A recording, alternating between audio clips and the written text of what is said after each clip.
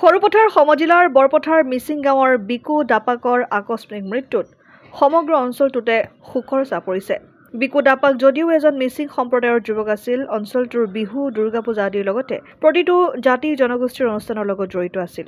বুধবাৰে চকলি মিচিং গাঁৱত আলি আই লৃগাঙৰ লগত পুৱা ৩ বজালৈকে নাচি বাগি থাকি ঘৰত গৈ শুই থকা অৱস্থাত বৃহস্পতিবাৰে আকস্মিক মৃত্যু হয়।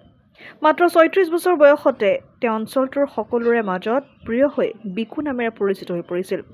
যদিও তেওঁ মিচিং সম্প্ৰদায়ৰ আছিল, তথাপি শৈক্ষিক, সামাজিক, সাংস্কৃতিক প্ৰতিটো অনুষ্ঠানৰ লগত ওতঃপ্ৰোতভাৱে জড়িত আছিল। তেওঁৰ এই অস্বাভাৱিক মৃত্যুৱে অঞ্চলটোৰ অসমীয়া, মিচিং, নেপালী, চাহ জনজাতি আদি সকলো জনজাতিয়ে শোকত ভাগি পৰিছে। শুকুৰবাৰে সন্ধিয়া সকলো জাতি জনজাতি মিলি চকলি ৰাজহুৱা মঞ্চত শ্ৰদ্ধাঞ্জলি অনুষ্ঠানত তেওঁক স্মৰণ কৰি বহু সংখ্যক লোক কান্দোনত ভাগি পৰে। তেখেতৰ আত্মাৰ সদগতি কামনা কৰি শ্ৰদ্ধাঞ্জলি অনুষ্ঠানৰ আয়োজন কৰি ১ মিনিট সময় মৌন প্ৰাৰ্থনা কৰে, লগতে শোক সন্তপ্ত পৰিয়ালবৰ্গক সমবেদনা জ্ঞাপন কৰে।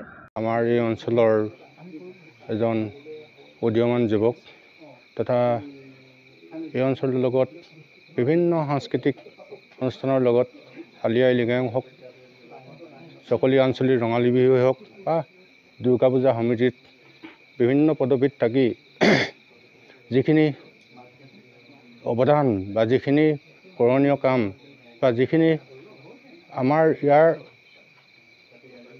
অঞ্চলৰ যুৱক হৈ নেতৃত্ব লৈ যিখিনি আগভাগ ল'লে বা বহুখিনি ইয়াত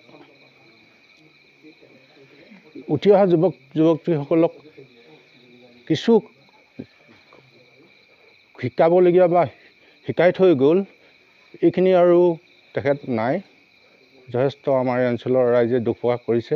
আমাৰ এটা অঞ্চলৰ অপূৰণীয় ক্ষতি হৈছে বুলি ক'ব লাগিব।